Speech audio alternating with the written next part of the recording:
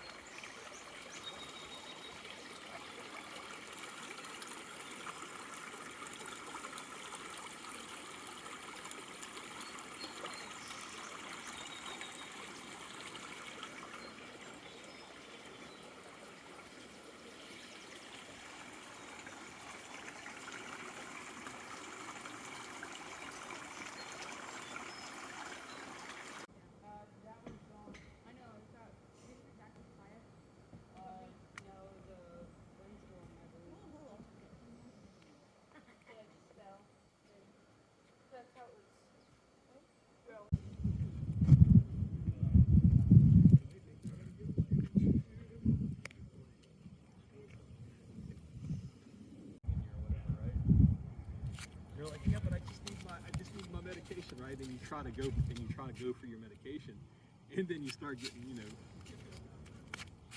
you get the picture, right?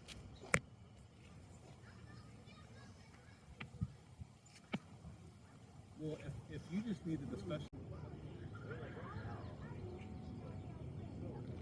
I wanted to take some time to sit down and chat through what I was up to this week because I didn't give much information while I was out and about, but I had originally planned on going camping, and I might have mentioned this at the intro. Can't exactly remember because that was like last week because I've been on vacation for 8 days. But yeah, I was originally planning on going camping down Eastern Oregon through to California, but for one reason or other, that didn't happen because June was just crazy with work and work trips and stress, like up to here with the stress kind of thing. And yeah, I just didn't have it in me. and yeah, with the heat of California, all that just it was just too much to consider. So I decided to do a staycation and rest and read here at home, all while going out and about in Portland and to the beach and maybe the mountains I was considering. So let's see. I went to Laurelhurst Park. I know I got a clip of that, and that's where the duck ponds were, with this like really pretty like green water, and it's something to do with the algae of why that water is that color.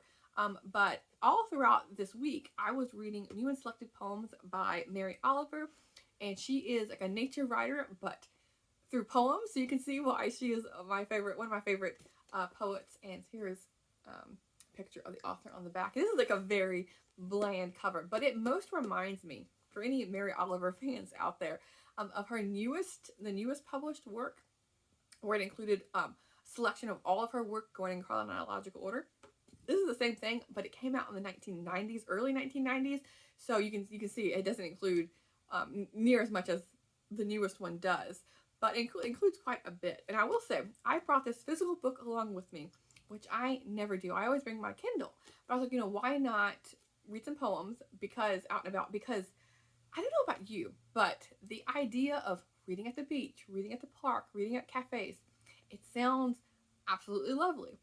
But I get so distracted by noises and everything else that's going on about me, by the cafe music or the people or whatever it is. So I have the hardest time fully focusing. That was not always the case, because I remember all through school, like from elementary school all the way through college, if we had like 5-10 minutes in between classes where you're walking and you get your desk early, I would bring out my book to read. Even if I only had a minute at my desk to sit there and read, I would use that 1 minute. And even with all the kids and all that stuff, all the noise of dropping their backpacks and the talking and everything, I could still read through that because I was determined I'm gonna get my reading time in. But I don't know if it's because I'm out of practice with it or what, but yeah, I think it's for sure out of practice because I don't do that anymore. But yeah, doing that this week, I knew poems was the way to go because they're short, concise, and I only need a little bit to focus on it. So I mean, I did get through quite a bit. I got to page, let me see, 139. That's not exactly a lot considering it's poem. They're like short like this, but yeah, I don't know. I'll be curious to know like your insight on this. Like, if you've experienced where in the past, or maybe currently, I don't know, where you could fully focus despite anything going on, and then now you can't. I don't know. I feel like mothers and fathers out there with all the kids and all that running around, I feel like they have a lot of practice with having to focus, or maybe they don't. Maybe they need to listen out for what the kids are doing. I don't know. But the other thing is, like, I brought this physical book with me, and dang if it didn't fall into water. Like, it's all wrinkledy over here, but it didn't fall into water. Like, there was I went to a cafe, and I put my bag beside my table, and it was outside, like, covered area, and there was a woman watering the plants along like the tables here. And I didn't realize the water was, like, of course, I was a little bit of a slope, so it trickled down right to where my backpack was, and so it got wet at the bottom.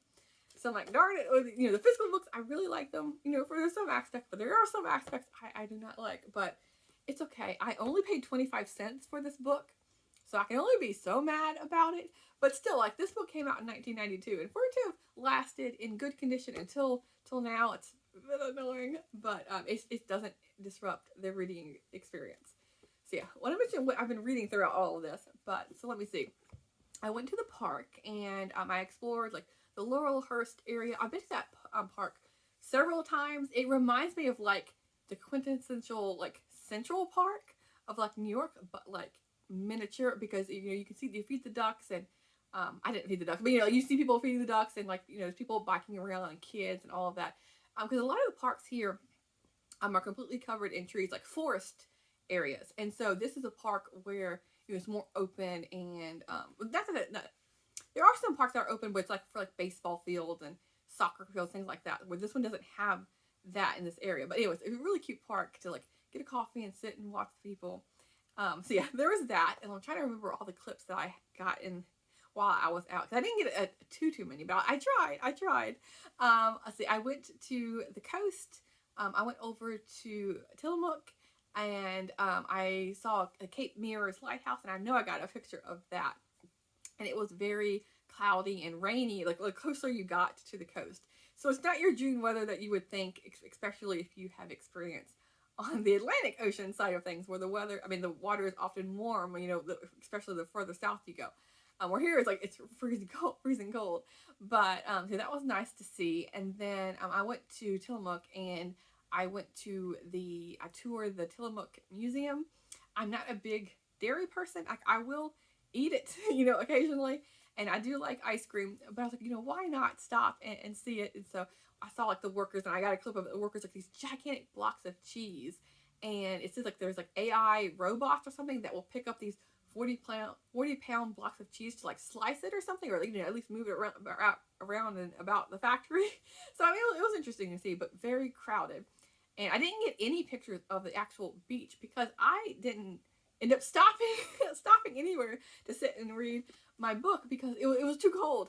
I sat outside and had lunch. And I had a big sweatshirt on, and I was still freezing, because it's like that damp, chill, windy, cold air. And so yeah, I couldn't sit there too long, even though I think like that day it was like 65 or so. But with the wind and the damp, I couldn't handle it. So I actually didn't stop anywhere, even though I brought my camping chairs to sit on the coast. But you never know. I feel like, because even though the weather will say sunny, you never know if there's going to be like that fog and stuff rolling in. Like it also depends on which area of the beaches you're going to, because what I ended up doing was driving over to Tillamook and then doing like an hour north all along the cliffs and the coast. I didn't get any video clips of that, but I was doing the driving, so I couldn't do much with that.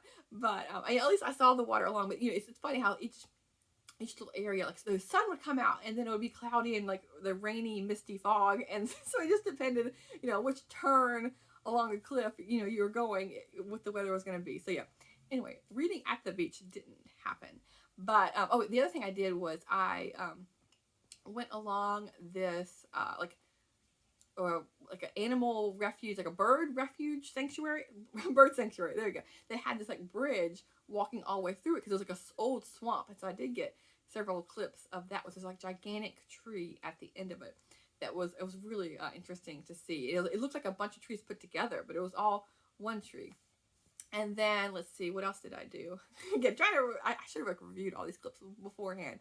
I went to Council Crest, and because from that you can see all. It's like I think it's called like Council Crest, and it's like 5 mountain viewpoint or something like that. 5 mountain views, something, because you can see all of the volcanoes that are around here. So like the stunner, the star of the show, I feel like was Mount Hood, and so I got a clip of that, and I tried to get clips of the others.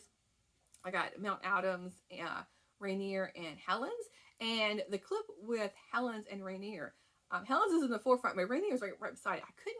He didn't exactly show well on the camera, but I could really see it clear as day in person, because I had never seen them side by side before. Like I've seen both individually, but with that angle, you could actually, it looked like one was right behind the other. So that was really interesting. And so I want to mention, I had just picked up this book yesterday to read, Eastern Naturalist in the West, Dales Lore Sharp, by 1912, edited by Worth Mathewson. This is a whole lot to say, but basically this is a reprint of Dallas Lore Sharp's book, Where Rolls the Oregon.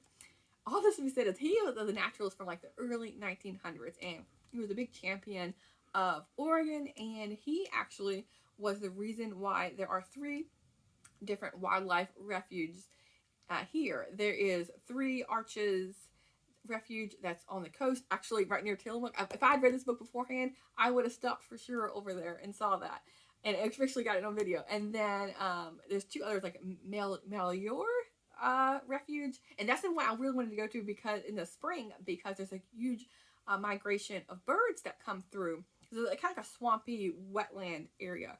And then the other one is like Klamath Falls, which is going towards the border of California, across the mountains. Which again, I would have saw all these places if I had went camping. But yeah, anyway. But there was something in here that I wanted to briefly mention, because after going to Council Crest with like the views of the mountains, and I picked this up the very next day, that he mentions, because I scanned the back of the book to see if there was any like author biography information, which I often will do. And there is no biography at the back. It's probably in the introduction somewhere. But it talks about, it says Mount Hood from Council Crest. So the author goes there and like, I don't know, it doesn't give a date, but like 1905 or something. This is like from 1900 to 1912. So like, let's say 1905. I'm sure way before it was all built up and anything.